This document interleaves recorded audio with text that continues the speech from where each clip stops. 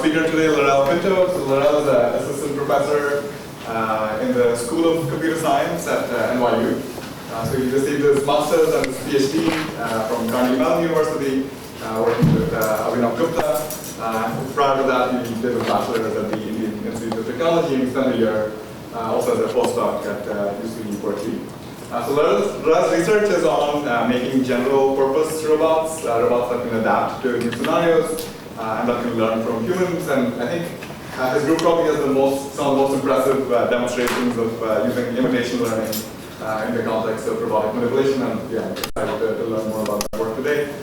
He's also received a number of awards for his research, including Best Paper Awards with all the kind of major robotics conferences, RSS, ICRA, Coral, IROS, a number of faculty research awards as well from Google, Amazon, Meta, and many others. Yeah, Lerrel, thanks so much for taking the time to visit. We're super excited to have you here. Thank you so much for the really nice introduction. I'm really excited to be here. It's my first time in Princeton. So in this talk, what I'm going to do is I'm going to go over a few lessons that we have learned while trying to build a general purpose robotic system, and I hope that will be helpful for you when you are building your own. So to start off, let me just show you this video. So this is a task which humans can do quite easily, right? It's opening a solar can, and we can do this in a few seconds. But if you think about it from a robotics standpoint, it's extremely hard. You first acquire the object, grasp it, pry the tab open using your index finger, apply just the right amount of force so that you don't spill the drink, right? And we do all of this in like a second. But what I think is even more impressive is that we can do a lot of these interactions in environments that we have probably never seen before. So here's a clip from one of my favorite movies from last year. It's Pinocchio. It's on Netflix, and it's a stop-motion animation movie. So this means that every single frame in this movie was created by a human puppeteer, moving everything in the scene, and you take a picture, and then you stack them together, and it creates this beautiful visual experience. So while I was watching this movie, it's like, oh, it's a beautiful movie. But at the same time, you realize how far we are from robots to what humans can do using their hands, right? So, as I'm watching this movie, I'm like, oh, we're still trying to do like grasping and pick and place where humans can do all of this. Okay, so at the same time as I'm like sadly thinking about the state of robotics, you just look at your colleagues doing NLP and you're like, wow, like they're creating these amazing chatbots where you feed in questions related to robotics, like what are the important problems in robotics, and it tells you things that I fairly agree with, reliability, safety, autonomy, human-robot interaction, and a bunch of things. And it's not just in language. Even if you go into vision, you feed in a prompt like this sort, and you can get these amazing pictures. Right? This is an image from a neural network model. Pretty amazing, right? Okay, so after seeing all of this, the question is, we have all of these amazing models in language and in vision. What will it take to build amazing models in robotics? Okay, so before we do this, let's take a step back and look at how do we create a robot model. Okay, so I'm going to categorize things in three ways. The first way is a nativist approach. We try to bake in as much information as we know about the world into the robot. So this can be in the form of a friction model, it can be in the form of contact model or dynamics models, or it can be in the form of letting the robot know where everything is, where the tables are, the chairs are. It's something that you do if you do like task and motion planning.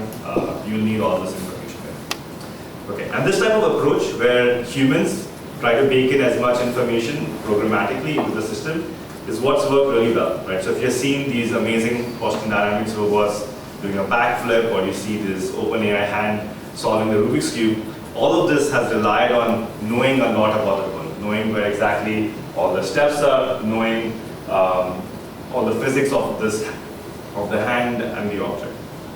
And so this works quite well. So the question is, what's the problem? If you have solved this, what are we doing as roboticists? And the answer is that all of this requires really large teams, because you need to model all of this, you need to optimize the solutions, make sure the solution works. If the solution does not work, you go back, you move things in the world, you change your simulation. It's a really hard process and makes it really hard to optimize a robot behavior. Okay, So in contrast to this, there's another school of thought, which is instead of trying to specify everything, you just do a tabula-rasa approach, where you give the system as much of data, and then you ask the robot to learn from this data, right? So you specify the data, train large models on this data, deploy these models. If something goes wrong, or if it's not doing what you wanted to do, you get more data and retrain the system. So if you have done like reinforcement learning, for instance, this is what the learning mechanism looks like. And this is exactly what we did, like randomly interact with objects on a table, and then from the success and failures, learn how to grasp objects. And now if you have even more data, for example, in Google's ARM farm, you can get orders of magnitude more data, you get much higher performance. Okay, so why not just go with this approach? Well, the problem over here is, like these approaches have never scaled beyond doing simple pick and place, right? It's always doing pick and place, and even like, I don't know, 8 years later, if you still look at these learning from scratch approaches, they always are, you know, we haven't seen much advances beyond this. So why is this the case? Well, let's look at inspiration from natural language. So here is a plot from the scaling laws paper from OpenAI, and on the x-axis is the size of data set, y-axis is loss, so high is bad. And what you see is that when you increase the data set size by an order of magnitude, you get a linear reduction in loss. But the thing to note is, this size is 10 to the power of 9 in terms of tokens, right? So you can do this when you're in language, but in robotics, what I'm doing over here, in a very hand-wavy way, is I'm plotting where robotics is in terms of its data, right? So if you just like, you know, take this trend and sort of extrapolate on the lower side, you will see that this is not movable. Okay, so what should we do, right? A nativist approach, it may not work in scenarios which are new. A tabula rasa approach may not work if you do not have enough data. So I think the way to do things is how this cat learns how to open this door. Okay, so this cat is trying to open a door, and the cat's owner is like, you know, inspiring it to open the door. Maybe like showing it how to open the door. The cat tries, okay. At some point it figures it out, right? And once it's figured it out, okay, yes. And now anytime you wanted to open a door, it can open the door, right? So this is a sort of learning mechanism I want, where you have this thing where you have data, you have a model, but you have some sort of humans in the loop. You know, either showing you how to do it or giving you some sort of reward or some sort of signal or guidance in terms of solving. So I'm going to call this a constructivist approach, inspired from how humans learn in classes. And yeah, so a lot of the works I'm going to talk about are going to fall in this realm, where you have data, you have learning, and you have humans in the loop. Now, of course, this is not a new idea. There are people from 1980s, like Christakison's group, were doing this for a very long time. And even more recently, there are works from a bunch of different groups, most prominently work from Google, which also uses this principle of trying to get a lot of human data and learning from it. Okay, so in contrast to this, what I'll be talking today is going to have two key ingredients. The first key ingredient is that we're going to look at actually dexterous systems. So systems like multi-fingered hands, where you're going to make multiple contacts with the world, so it's not just like pick and place like operations. And the second thing is we're going to try to go to environments that the robot has not seen before. So we want to evaluate our systems in setups where maybe you haven't even seen training data. Okay, so maybe not as complicated as this, but towards this setting. All right, so with that, let's look at this hand. So this is a Allegro robot hand. It has 4 fingers, 16 degrees of freedom, and we want to now get high quality data from this hand. So how do we do that? So the first setup, which is normally used, is something called a cyber glove. This is a glove you wear, and as you move the glove, the robot moves along with you. And it works quite well, but the problem is that the glove is super expensive, and every time you have to use it for a new user, you have to be calibrated, because everyone's hands are different, so the way you move is not going to transfer the same way onto this robot. So instead of this, there are some more modern solutions where you can use vision and take pose estimators on human hands, find the pose, and transfer those poses onto the hand. Now this works well, it's really cheap, but the problem is that it is inaccurate because from a single view, hand pose estimates are not that good. Okay. So we have one approach which is expensive and accurate, one approach which is cheap but inaccurate. Is there a way to get a best of both worlds? And at the same time as we're trying to answer this question, we saw that there are these amazing VR headsets, thanks to Zuck and Meta, where they have really good hand pose estimates in them. So the reason they have really good hand pose estimates is that you see these black dots. These black dots are cameras. There are 4 cameras on the setup, so you get 4 views of the hand.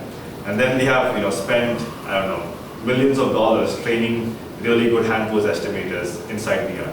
So these hand pose estimators, they are run on board on the system. So I don't need any extra hardware for that. Okay, so let me show you a demo which you can probably run like off the shelf. So here is a human. They're wearing this Oculus headset.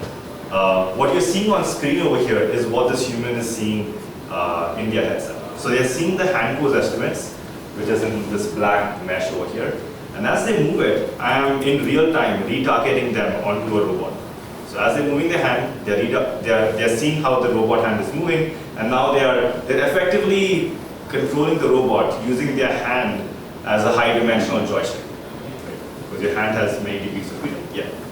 Quick question. So in the previous slide, there were these other hand tools that I'm not super familiar with Holodex, but it seems like you have to hold them. But in this case, he's not holding anything. Yeah. So in all of these previous things as well, you never hold the object. So even with this guy, you're still using the hand as a joystick. So the holding part, it doesn't work well yet because there's no way to convert the forces. Mm-hmm. So if you want to convert the forces, you have to create an exoskeleton of sorts.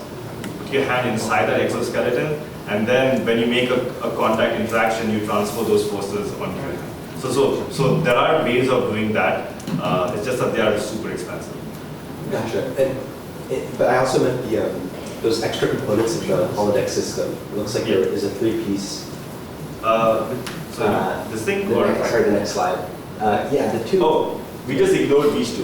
Okay. Yeah, you just like wear that, yeah, and just use your hands, and you can just like keep that in the box. You don't have to hold this anywhere. So that's I thought that was like a core part of the state estimation. It's not used at all. Yeah. Now, of course, if you're trying to control just the end effector of 2 arms, you would want to use this because the pose estimates from this is really accurate. For the hands, because hand trackers do have inaccuracy, so you cannot do anything like millimeter level control using this. Right? So like using the hand pose estimates. But maybe with these dongles, you can get much improved estimates. All right. Okay, so now since we have a framework to move this hand, what we did is we have a bunch of tasks. On the left-hand side, there's a planar rotation task, and then we go to harder and harder tasks. On the right-hand side, we have a card slide and pickup, which is quite hard to do. Actually, really hard to teleoperate as well. And now, across all of these tasks, what we do is we evaluate how well our system does versus a single image sort of setup. And so what we see is that on the easy tasks, which are the ones on the first third tasks, the first 3 tasks, on these ones we get roughly a 2x improvement in speed. And on the next ones, the harder ones, you cannot solve them using a single image because you need really good estimates of depth for that. So if you want to solve hard tasks, you're just not able to do this with a single image framework. You really need something which can give you accurate 3D pose estimates. Okay, so now I have a framework where I can get a bunch of demonstrations of solving problems using the hand. And for each of these tasks, I collect 1 hour of data. Right? So I ask the student to try to solve this task and spend 1 hour on it. I have 1 hour of data for each of these tasks. So now the question is, I have this data. What can I do with this data? How can I optimize a policy or some sort of a controller which can run on this hand? All right. So let me go over one of the most easiest ways of training a policy, which is called behavior cloning. So here, what you do is you have a neural network. The input into the neural network is an observation, and the output is an action. So on the observation side, we are going to feed it images. So there's a camera, it has an RGB image. We're feeding it only a single RGB image into this neural network. The output is action. Because we have a hand, what we're going to do is, instead of doing joint level control, we are going to control the fingertips of this hand, right? So we have 4 fingers, so that's 12-dimensional action space at the output.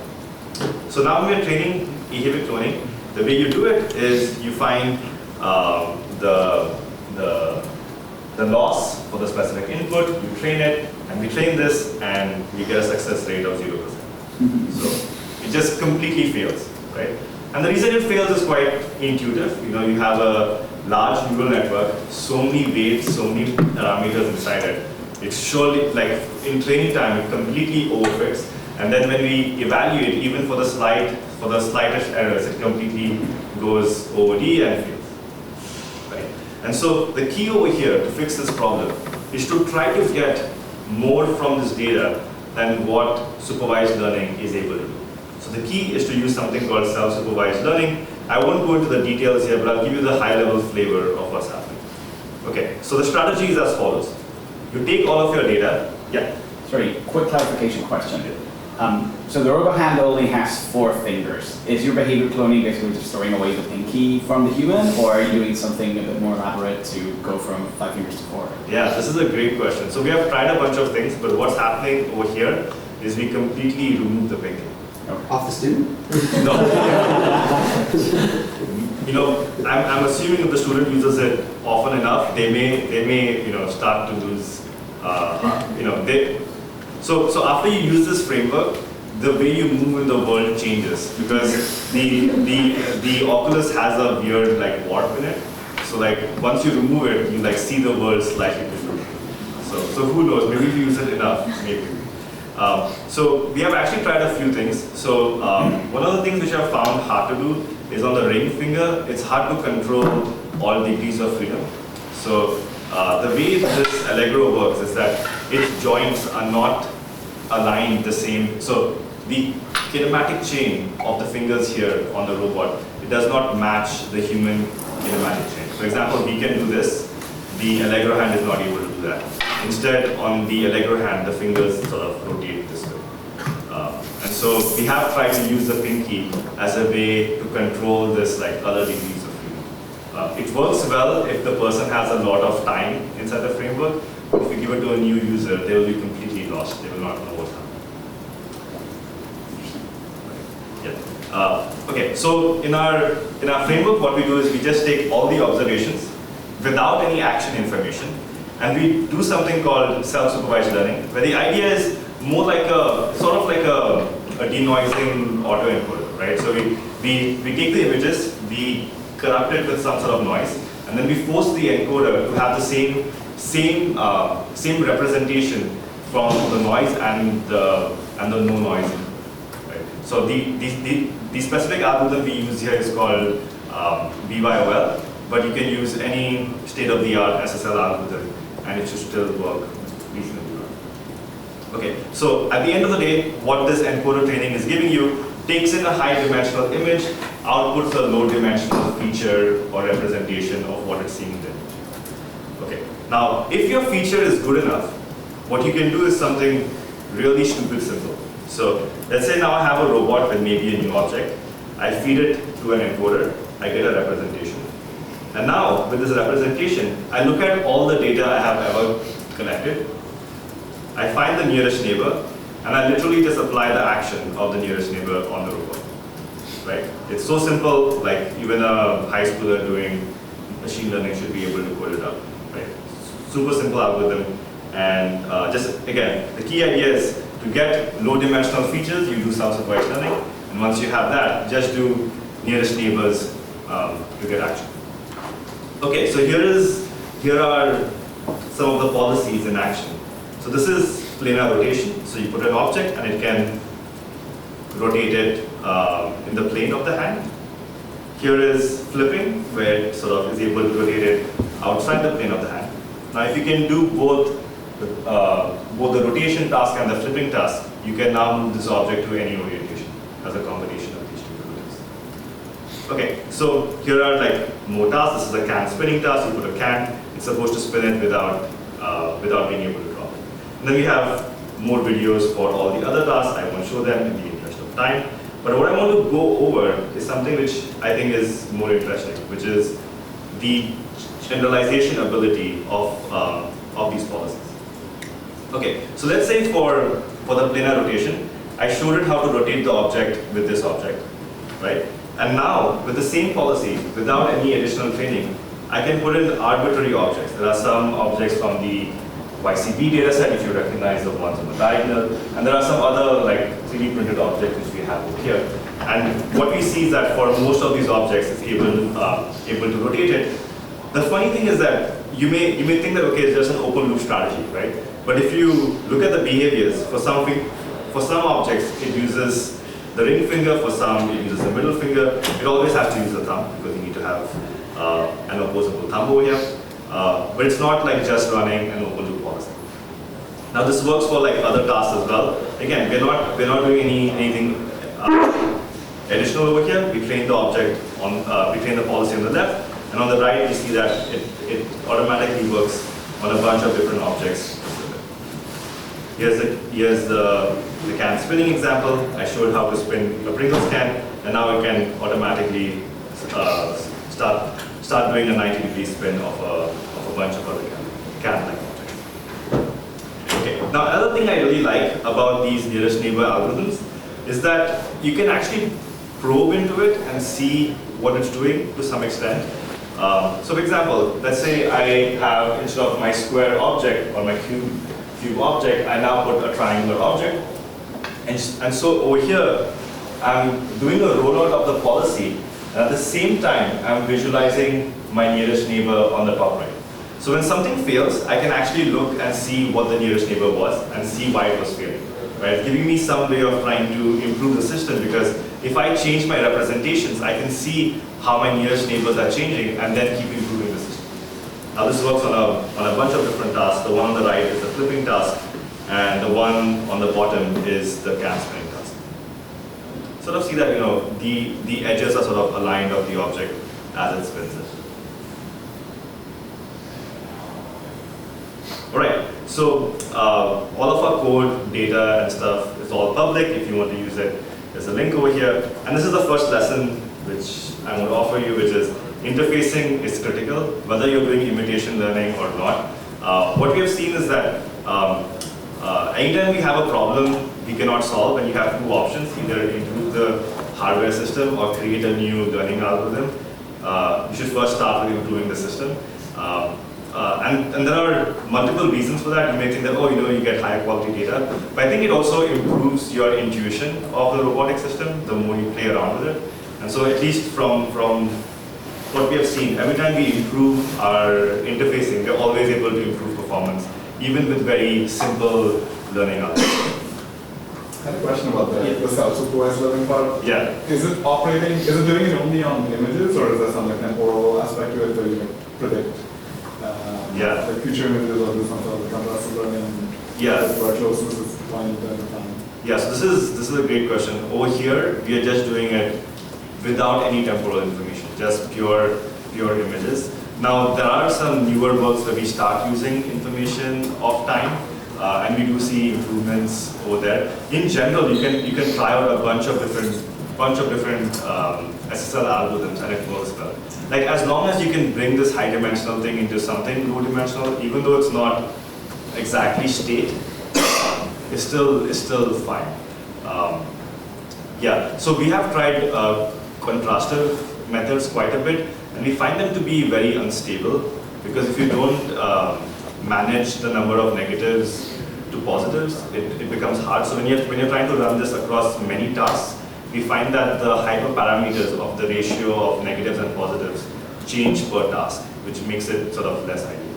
So I think our choice of using EYWell is not because it's the best algorithm, but it's the most, at least from our experience, it's the most stable across tasks. So if you had one task and you run a sweep on on the SSL algorithms, I'm sure you'll find one which is much better than this. Could you give a brief example of like an example where interfacing of something you improved with the hardware system? Yeah, so over here you will notice that the arm is stationary, only the hand is moving. So we have a new setup where like everything is moving. So the arm moves, the hand moves, everything is moving. And what we saw is that for some people, they like the robot to reflect what they do. So when you move this way, you want the robot to also move this way. But in some other axis, you don't want it to reflect. At least that's it's like a human way of trying to control it, right? And so we have the system where based on the user, you can switch modes of how you want to control it, and that makes it so much easier for the humans in the lab to actually control this robot. That is maybe one recent example. Yeah. So does this bureau policy depends on the historical information and also how to testify that it's indeed deposition across objects instead of just memorizing the operational sequence? So what you can do is you can just run open loop actions. So I'm going to answer your second question first. So you can just run the open loop actions from the first match, and you will see that it fails more. So that's an easy way to check it out. What was your first question again? Does this bureau policy use historical information? Is it using what information? Like the stacked historical video. No, so there's no stacked information in the observation side. Now there are a few tricks over here. So when we do the nearest neighbor thing, something which will happen very often is when you're controlling the robot, you may go into loops, like you may maybe open and then close. And whenever you do something of this sort, you have a loop. So if you don't have information of time and you just do nearest neighbor, it will start just going back and forth. It will just be stuck in the scope. So you have to have a loop breaking condition. So you just check if there's a loop. If there's a loop, stop taking that nearest neighbor. So we have something of that sort, which does something very similar to accounting for the temporal information. Yes. So I've noticed if the human is writing and you move your index finger off the pencil, it still moves because your muscle memory, I guess. Yeah. So I'm curious, and I noticed a lot of times, or sometimes the fingers that are not in contact are wiggling. Yeah. And I wonder, is this like a relic from how humans are wiggling their fingers? Yeah, absolutely, yeah. Yeah, so a lot of our experiments over here, the people, so because this is operating with just 1 hour of data, it's not like the person has trained with the system for like days, right? So they still have a lot of human capabilities, which we hope they still have after using a system. And so you will see that the way they operate objects is going to be different. Now I think there is like a shift in how you process these images. So when you start, you actually reason about your hand and you're like, oh, this is how my hand is moving. But over time, you stop looking at the pose estimates of your hand. You only look at what the robot is doing, right? So I think that shift of trying to focus on the robot instead of focusing on your hand is when you start like actually being able to control the robot really well. Right? At least that's what we have seen. Right. I can take more questions at the end, so we can go on to lesson number 2.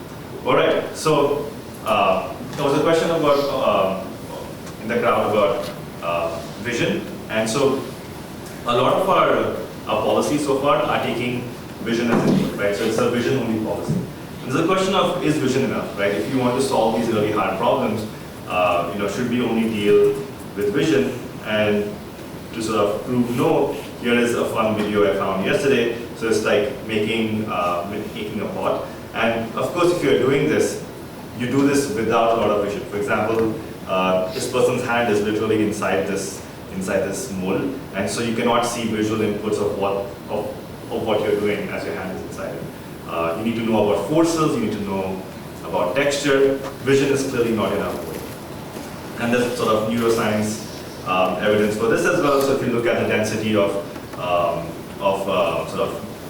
nerve, tactile nerve density, you'll see that you have very high density on your fingertips. It's like 250 per centimeter square. So it's like crazy high density on your fingertips. And apart from it, it's interesting, because apart from your hands, the next highest is on your face. Weird. But yeah, so now, okay, we want to have more tactile sensing on our hands. how do we get a tactile sensor on the hand? Well, you spend a lot of money and you get this hand which has a bunch of tactile sensors all over its fingers and its fingertips. So over here, what I'm showing you is this hand. Through the holodex framework, it's trying to pick up this yellow cup from the brown cup, and as it's doing it, on the right-hand side, I'm showing you the tactile data. So each square over here, it represents one tactile pad on the finger, and each of the tact cells in it gives you XYZ information. Right? So this is fairly high-dimensional tactile information, which is coming from a hand. Okay. So with this framework, we can now also get a bunch of tactile data. But the problem with tactile is that, unlike vision, we do not really know what's the best way to use tactile, right? Like, should it be in the form of an image? What should the architectures be? Like, we haven't really done as much research in tactile as we have done in vision and other forms of sensing. So the first thing we do is that we take the hand and we just ask the first author of this paper to just play around with a bunch of different objects. So here, what they're doing is they are using the holodex framework and just manipulating a bunch of different objects. Now, as we're doing this, we're recording both the vision part of things, which you're seeing over here, but we also record all the tactile information. So what we actually care about is this tactile information of all the sensor readings as this hand is interacting with these objects. Okay, so now from all of these readings, we can now pre-train a self-supervised learning algorithm. So it's the same self-supervised learning thing which I showed you on the vision side. Now we're going to do it on the tactile side, and we're just going to use this with the nearest neighbors, the same algorithm as you've seen. Okay, so now we have, again, just to go over the tasks, we have a bunch of tasks from left to right is easy to hard. And we experiment with a bunch of different things. We look at what happens if you use torque information. So you can either take torque from the joints or you can use this tactile sensor. We also look at what happens if you use image-only data, what happens if you use only tactile without image. And finally, on the rightmost column is what if you do this nearest neighbors with both vision features and tactile features while giving equal importance to both. And we see that that often works the best across a bunch of tasks. Okay, now again, at least to me, the most fun experiment is you train a policy on one object. So this is the cup and stacking problem, where there's a smaller cup inside a bigger cup, and you're supposed to sort of pry one cup from the bigger one. And we take the same policy and we run it on a bunch of other combinations. And these tests are done with this configuration being randomized on this black box. So it's not always starting in the same position. And you'll see that in some cases it fails, like the ones on the left side, and in some cases it works on the right side. Overall, you get roughly close to 50%. Now here's again an example of the bowl and stacking task. So this is a weird task because for this one object, it actually works quite well. You get high success rate over here. But on the right-hand side, when you change the objects, its performance actually is not that high. So on some objects, you do get high performance, but for many other objects, you get less than 50%. Okay, so again, if you're interested in using tactile sensing plus vision sensing, we have a lot of our, like all of our models, all of our data online, so feel free to use it. And this brings me to my second lesson, which is we need to embrace multimodality. Our robots will have access to many different forms of sensory inputs, and we need to really think about how to combine them. Over here, we're using the most simple way of trying to combine them. You just take two features, you match them, and you give equal weightage. But there has to be a better way of doing this, right? Okay, so any questions at this point?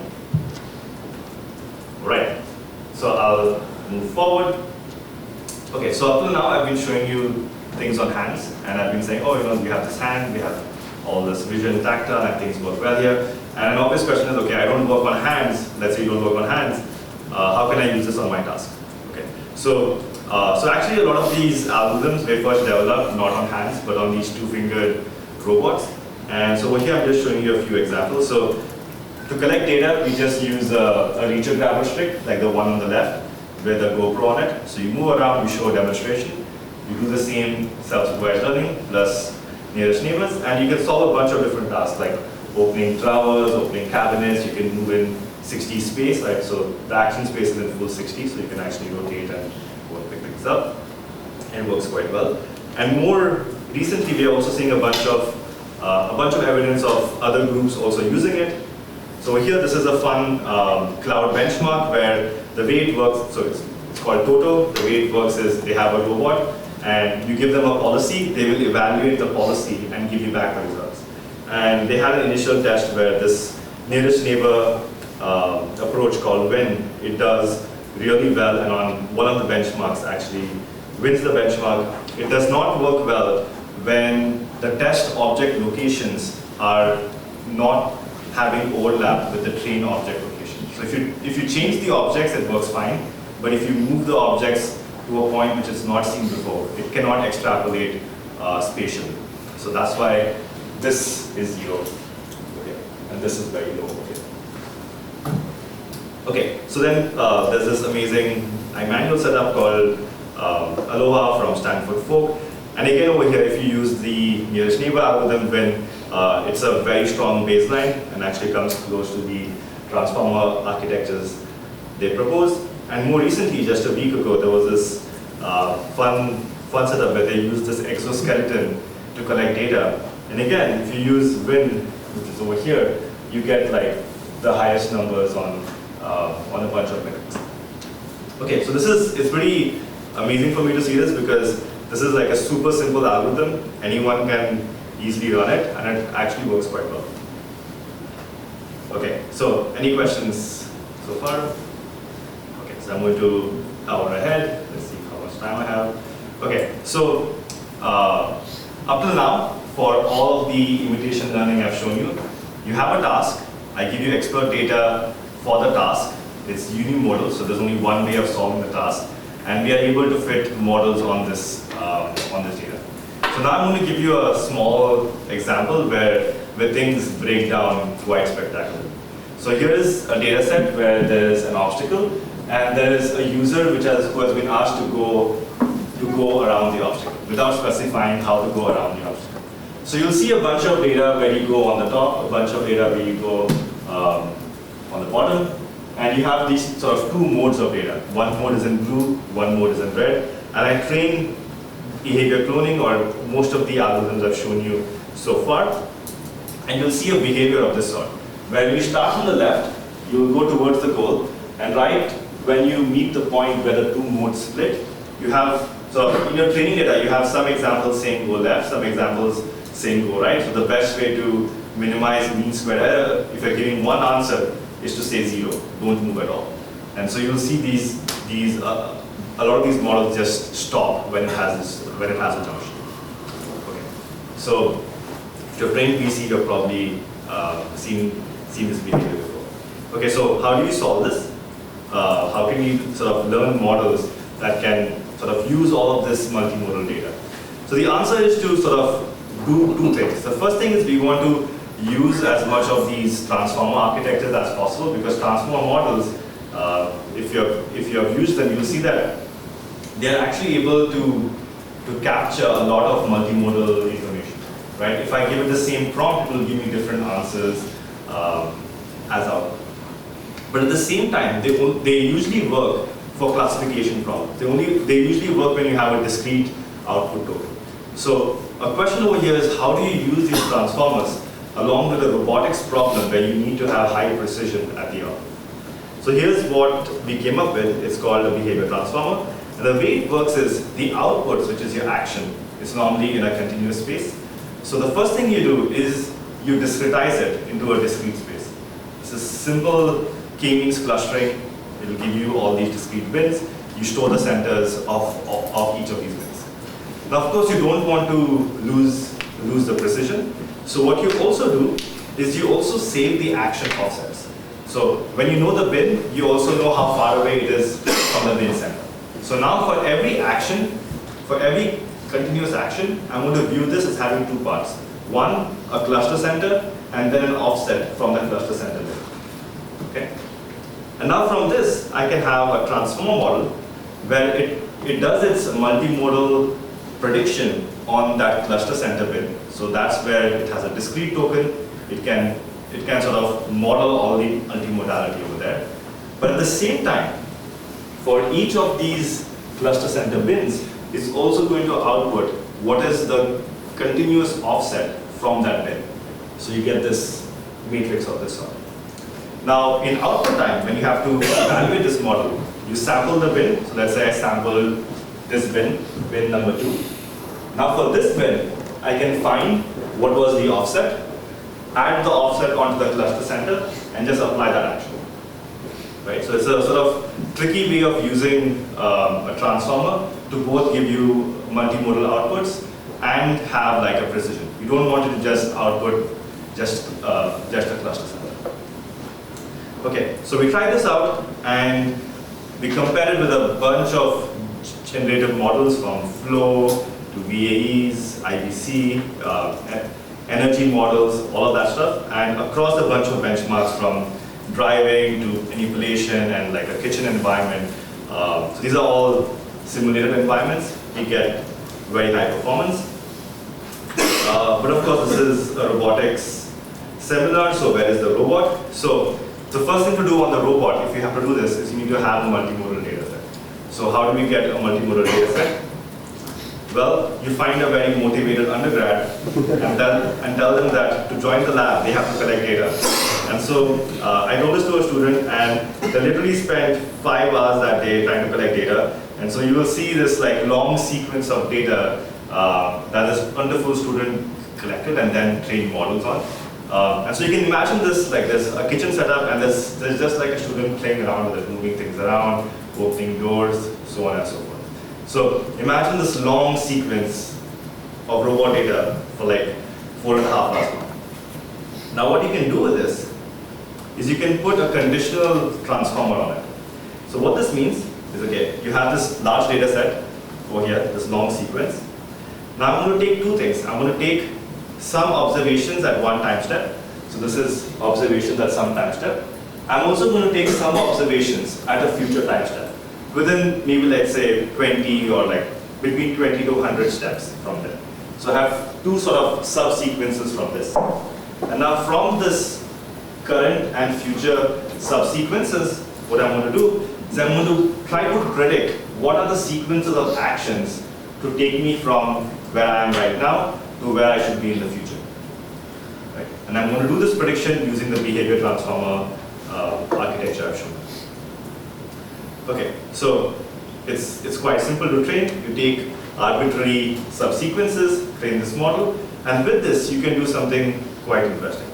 So now let's say I have this robot and I wanted to, let's say, open the oven. All I have to do is take an image of an open oven, feed it as a target, and then from its initial configuration, it will go and open the oven. Right? So I don't have to train to solve this task. It's already seen this in its data, so it can sort of retrieve this experience and just solve it. Okay. Now, if I have to move the pot, again, I'm not training it to solve this task. I just show it an image of the steel pot being inside the sink rather than being on the stove, and the robot will go. It'll pick up the pot and go into the sink and drop. Now, you can do something even more complex. Let's say you want to do 2 things. You want to open the microwave and the oven. So now again, I'm only showing it that image as a target, and now from its input, which are these images, it will go to the microwave, open it, do something weird in between, and then open the oven. Okay, so you will notice, let me just play this video again. So I wanted it to only open the microwave and the oven, but it instead also rotated that in between. It's like a very classic large language model. You ask for something, it gives you an answer along with other stuff you don't want, which is exactly what we see here. And our hypothesis is because in the play data, when we are not showing it the sequences as a sequence over here, right? So maybe the sequence where we had opened the microwave and then the oven had this turning of knob in between, right? and we never said to not turn them on. Question? Yes. How much data did you collect? This is around 5 hours of data. So Yeah, one and a half maybe hours. steps. So it's collected at 30 hertz, so you can multiply that. But during training time, we do not feed the data at, like, we don't use the full 30 hertz data. We do a subsampling and then feed it. Because the problem with doing things at full 30 hertz is that the actions become really small, and then when your actions are small, there are like issues in training these behavior transform models. Like you have to scale it up. And what's the controller? Is it operating system? This is joint control. Oh. But how did they actually have it operating? So we have like, oh, great question. We have again like a VR-like setup, and we use like the dongles over here. This is actually using a sort of older setup in the lab. It's like a HTC Vive setup, and so you have like these two dongles. And Yeah. So you record the joint samples and then you use the joint controller. yes. What would happen if you feed an image that has a target state but no robot?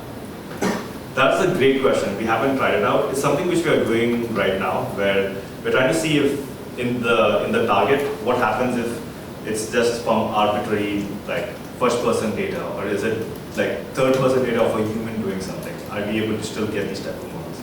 Something which we are actively looking at right now. My guess is that right now it's not going to work, because our representations, like when there's a human in the scene, those representations are really far away from the representations when you have a robot.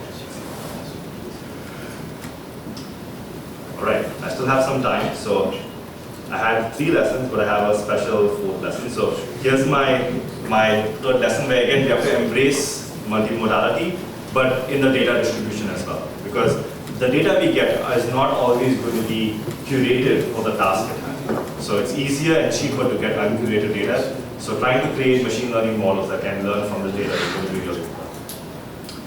All right, so now for everything we do so far, we have a data set, we train the model, and then we deploy the model.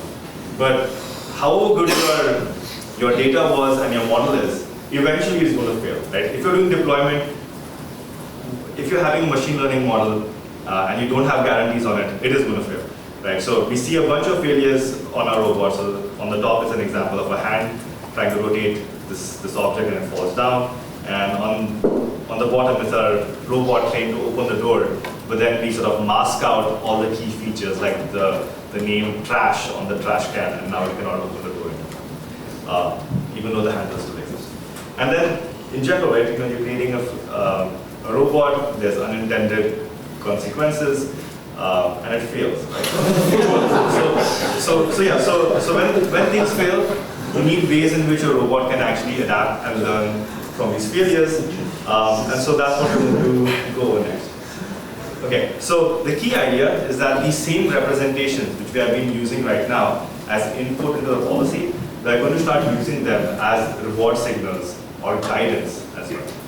The idea is quite simple. So let's say I have an expert behavior on the top. I'm flipping a bagel. And then my agent, after trying to imitate this, fails for some reason. Right? So it's not able to flip the bagel. So what I'm going to do with this is I'm going to take these 2 videos, encode them. Now since they are videos, which is sequence of images, you will get 2 sequences or 2 trajectories of encoding. Now when I have these 2 trajectories of encoding, I want to know how far the agent is from the expert.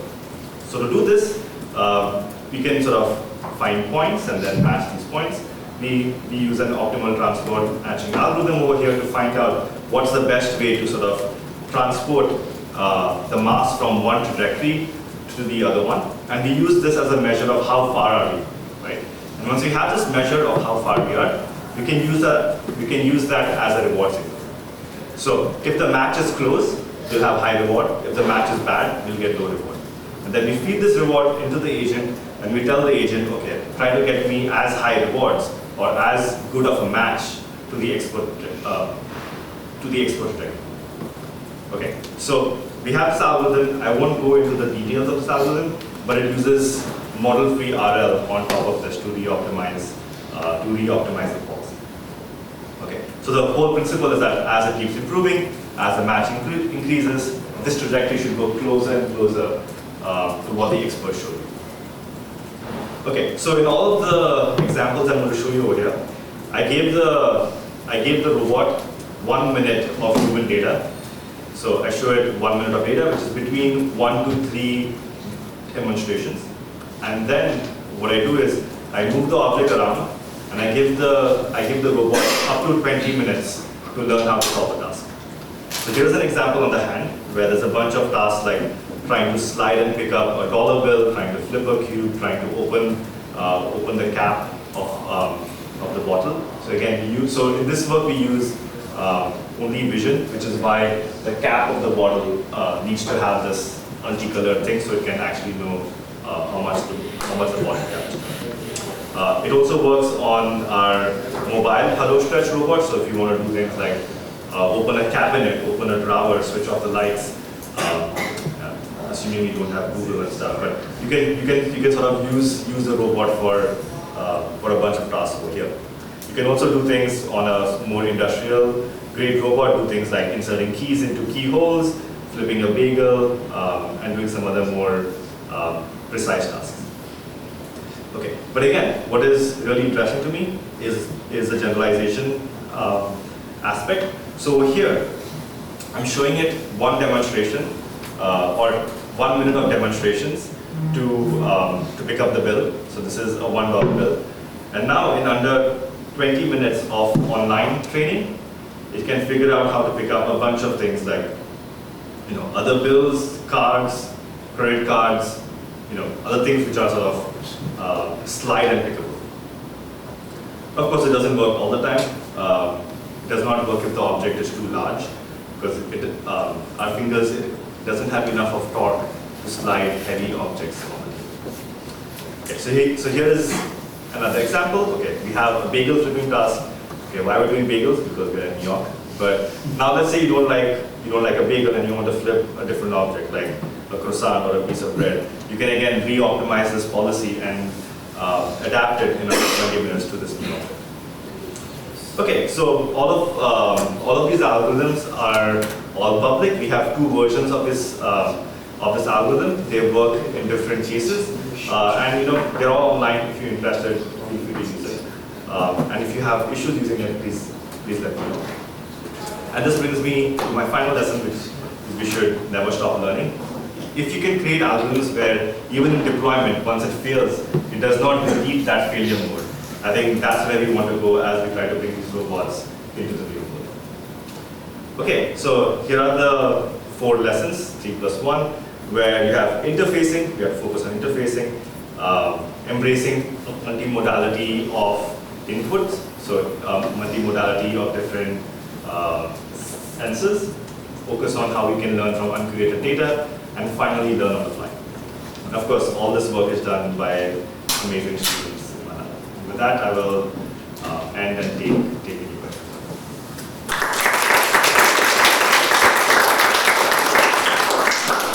I think we have a couple of minutes for questions.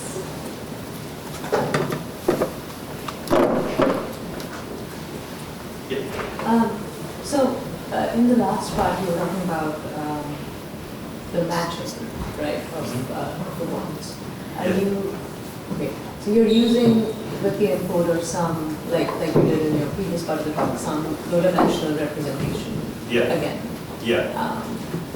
So it's not, so we are using low-dimensional features, but it's not exactly the same SSL. So we don't use SSL over here because we have such small amount of data that SSL actually does not. So it's actually, we have such small data that we cannot even fit in the batch size of some of these SSL models. So we actually just, so we do like we use action as a regression target, train that to get a representation, and then throw away the action part and optimize on top of it. So yeah, based on the data you have, we have to change what type of representation we're going to have.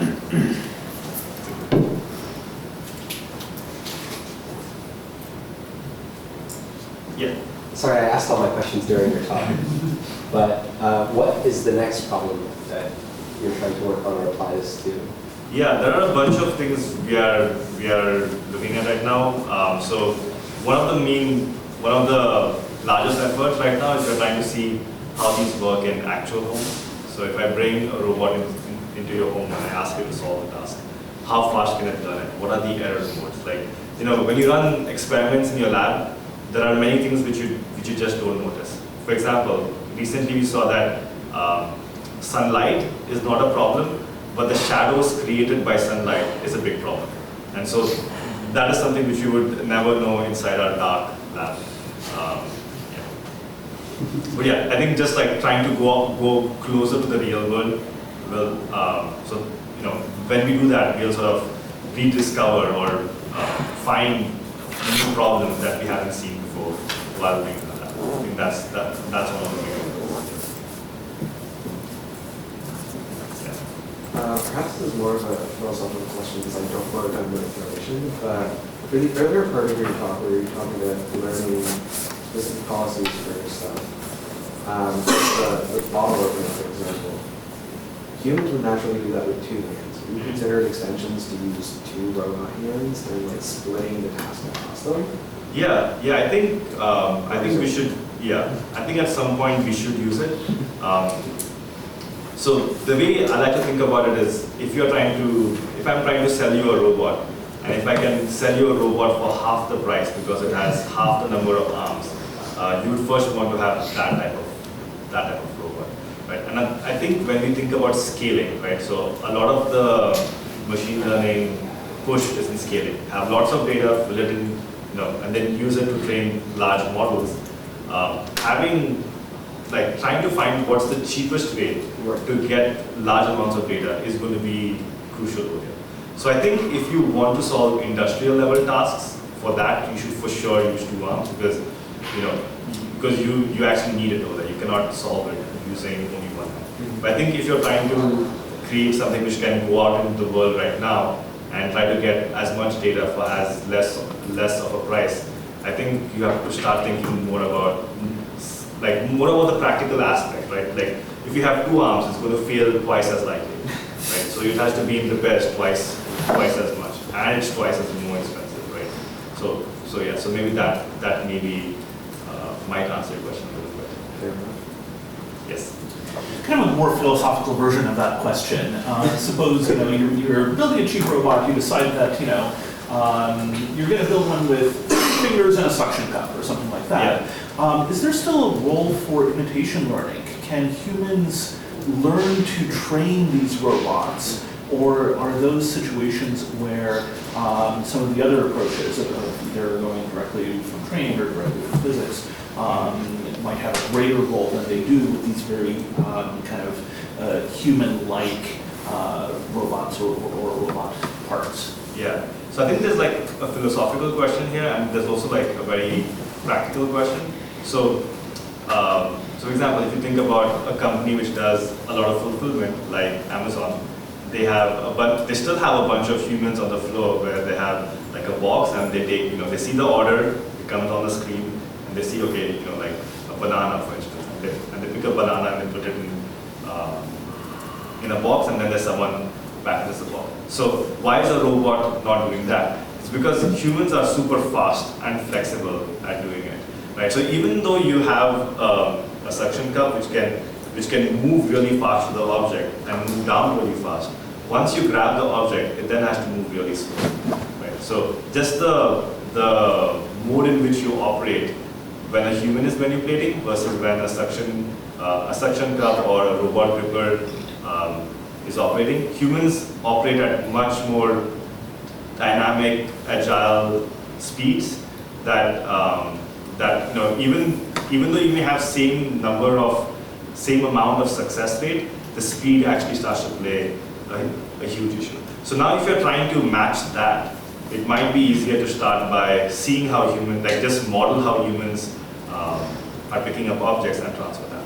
Now, of course, there are some cases where it's very hard to even have humans in the setup, right? So maybe there's something which is sort of very dangerous, maybe the work hours are too long, and for that you really need to have a robot. And now I think if you already have a good solution, I think then the role of humans is in sort of like error correction mode, right? Because again, machines will fail all the time, and once they fail, normally there's a human who comes and resets, redoes everything. And in this process, if you can ask them to get more data of, what should the robot have done instead, this can be then used in the sort of imitation or like online learning work section. Yeah, hopefully that again sort of answers the question. I think we might be out of time. Actually, there's another event here, so we'll be at the social later on. So I think we'll ask more questions then. Thank you again.